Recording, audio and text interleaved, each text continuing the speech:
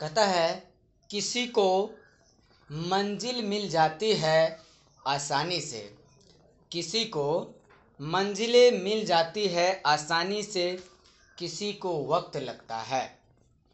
कहीं रंग लाती है मेहनत तो कहीं किस्मत का जादू चलता है। होती नहीं ये जिंदगी सबके लिए एक जैसी, किसी को चाहकर भी कुछ नहीं मिलता, किसी को बिना मांगे ही सब कुछ मिल जाता है। दोस्तों जय हिंद, नमस्कार। उम्मीद करते हैं आप सब बहुत अच्छे होंगे। कल मैंने आपको बताया था लवक। क्या बताया था कल आपको? लवक के विषय में। लवक क्या है और लवक के प्रकार भी बताया था। लवक में मैंने दो प्रकार बताया था आपको, एक हरित लवक और दूसरा वर्णी लवक। आज का टॉपिक में हम बताने जा रहे हैं आपको अवर्णी लवक। क्या बताने जा रहे हैं? अवर्णी लवक और तारक केंद्र अर्थात सेंट्रोसोम। सबसे पहले आपको बताए थे लाइसोसोम, राइबोसोम, माइटोकॉन्ड्रिया, इन सबके विषय में मैंने चर्चा किया है। आज का टॉपिक मुख्य रूप से है वर्णी लवक और तारक केंद्र अर्थात सेंट्रोसोम। वर्णी लवक में पहले बात आपको जानना है, वर्णी लवक के विषय में मैंने बताया था हरित लवक में कि फल का पकना, रंग बदलना, पेड़ पौधों की पत्तियों में पाया जाता है। इन सारी चीजों का मैंने जिक्र किया था। तो दोस्तों आज में है कारण कि यह रंगहीन लवक होता है। और वर्णी लवक कैसा होता है? रंगहीन, इसका कोई रंग नहीं पता चलता है। यह पौधों में जाता है, पौधों में तो जाता है जो भाग प्रकाश संश्लेषण से वंचित है, अर्थात जहां पर भोजन नहीं पक पाता है, ये खासकर उन भागों में जाता है। जैसे जड़, भूमिगत तने, ये भोज पदार्थ का संग्रहण करता है। क्या करता है? भोजन का इकट्ठा कर रखता है। जैसे हम लोग अपने पूरे साल भर के लिए भोजन स्टोर करके रखते हैं, उसी प्रकार जो है ये क्या करता है? अवर्णी लवक पेड़ पौधों के लिए भोजन का स्टोर करके रखता है। आवश्यकता पड़ने पर अगर सूर्योदय न हो तो वह अपना भोजन उपयोग कर सकते हैं। ये होता है। अब आता है तारक केंद्र अर्थात सेंट्रोसोम। क्या? सेंट्रोसोम। मैंने आपको सबसे पहले बताया था लाइसोसोम। क्या बताया था? लाइसोसोम, उसके बाद ribosome, ribosome,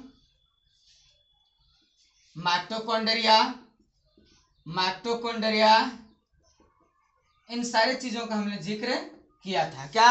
lysosome, ribosome, mitochondria. इसके अलावा ग्लॉजी उपकरण भी मैंने बताया था आपको। क्या बताया था? ग्लॉजी उपकरण। ग्लॉजी उपकरण भी बताया था और ग्लॉजी उपकरण के कार्य। माइटोकॉन्ड्रिया तो माइटोकॉन्ड्रिया कार्य, लाइसोसोम तो लाइसोसोम का काम भी बताए थे। मतलब जो बताया उसका काम भी हम बताते हुए चले गए। आत्महत्या की थैली कहा जाता है, याद है ना? याद रखना है, नहीं तो फट्टो चलेगा। करा कि यह इलेक्ट्रॉनिक सूक्ष्मदर्शी में दिखाई देता है। यह कहाँ दिखाई देगा आपको? यह इलेक्ट्रॉनिक सूक्ष्मदर्शी में दिखाई देता है। यह इलेक्ट्रॉन सूक्ष्मदर्शी में बेलनाकार दिखाई देता है। सबसे पहली बात, यह देखने के लिए इलेक्ट्रॉनिक सूक्ष्मदर्शी का उपयोग होगा। जब इलेक्ट्रॉनिक सूक्ष्मदर्शी में देखेंगे तो यह बेलन के आकार का दिखाई देगा अर्थात बेलनाकार दिखाई देगा। प्रत्येक सेंट्रोसोम अर्थात तारक केंद्र वस्तुतः दो सूक्ष्म गोलाकार रचनाओं का संयुक्त रूप होता है। क्या कह रहा? फिर सुनिए। प्रत्येक सेंट्रोसोम, क्या? प्रत्येक सेंट्रोसोम वस्तुतः दो सूक्ष्म, कितना? टू गोलाकार अर्थात एक सर्किल की तरह। कैसा? एक सर्किल की तरह रचना होगा। तो रचना कैसा होगा? ये रचना होगा इस प्रकार से। कैसा होगा? रचना होगा पॉइंट बाय में होगा, सर्किल का रूप धारण करेगा, गोलाकार। रचनाओं का संयुक्त रूप है। संयुक्त रूप मतलब ये तो ऐसा है, फिर बाद में इसी को क्या कर दिया गया? इस प्रकार से हो जाता है अर्थात गोल हो जाता है, तो ऐसा दिखाई देता है। यह खोखली संरचना की होती है। तो देख सकते हैं ये क्या है, पूरा अंदर से खाली पड़ा हुआ है, कलेजा खाली है, इसका कुछ इसमें ठुसल नहीं है। जब ठुसल रहता है तो पता चलता ये भरल है। कोशिका विभाजन के समय जब कोशिका अलग होती है टूट करके, उस वक्त लाल शैवाल, पाइन वृक्ष एवं सभी पुष्पी पौधे, पुष्पी पौधे मतलब फूल, क्या फूल, पुष्पी पौधे मतलब फूल के पौधा में तारक केंद्र अनुपस्थित रहता है। मतलब कि इन सब में तारक केंद्र अर्थात सेंट्रोसोम नहीं होते हैं। क्या नहीं होते हैं?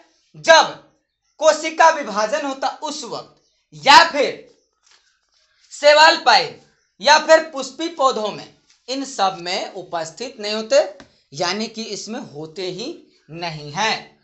करें यह कोशिकीय जंतु में नहीं होते हैं।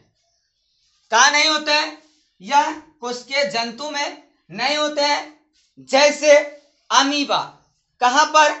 जैसे अमीबा इसमें नहीं होता है।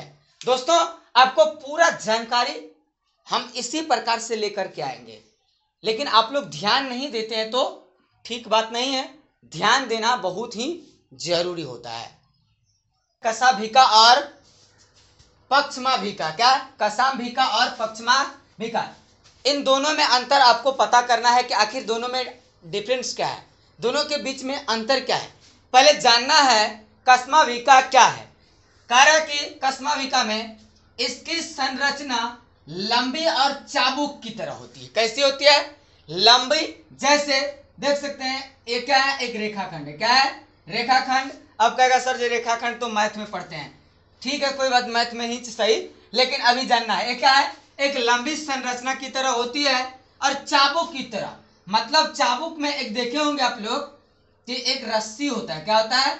रस्सी की तरह निकला हुआ रहता है जो घोड़ा के पीठी पर बजरता है। डंटा जिसको सोटा की तरह उपयोग करता है घोड़ा चलाने वाला सब, चाबुक की तरह लंबा और चाबुक की तरह होती है। ये प्राय एक कोशिकीय जंतु में होते हैं। कहाँ होते हैं? एक कोशिकीय, जिसमें केवल मात्र एक ही कोशिका पाते हैं। मानव भी एक कोशिकीय जीव है? नहीं, मनुष्य बहुकोशिकीय, बहुत सारे कोशिकाओं से हमारा शरीर का निर्माण होता है, इसलिए मनुष्य एक कोशिकीय जीव नहीं है। करें ये संख्या में कम होते हैं, बहुत कम मात्रा में। जैसे युगलिना, युगलिना क्या है? एक कोशिकीय जीव है, बहुत कम होता है, नहीं के बराबर में।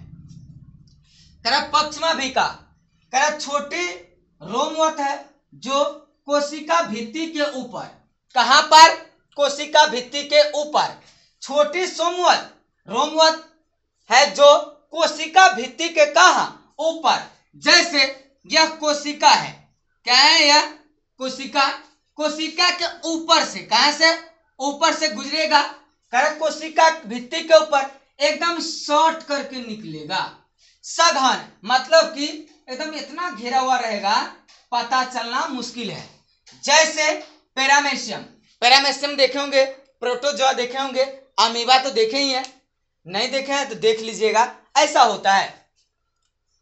नोट में आपको याद रखना है, करा पक्षमाभिका प्लस कशाभिका, दोनों में गति उत्पन्न करने वाला रचनाएं हैं। क्या है?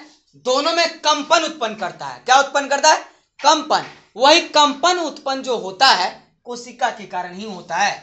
करें ये पतवार की तरह काम करता है। वही पतवार क्या है? जैसे दरिया में, नदी में नाव खेवने के लिए बांस का सहारा लिया जाता है और एक पात भी रहता है, बांस के डंटा पर लकड़ी मारा हुआ रहता है, खेवता है नैया, तो इसी प्रकार खेव खेव क्या करता है? नैया पार लगता है। पतवार काम करता है, मतलब दोनों तरह कंपन उत्पन्न करता है, ये होता है। और जो विषय बचा हुआ है अगले दिन हम बताएंगे आपको, नेक्स्ट डे में, जंतु कोशिका और पादप कोशिका में अंतर आपको हम बताएंगे। जंतु कोशिका और पादप कोशिका में अंतर हम बताएंगे। बने रहिएगा।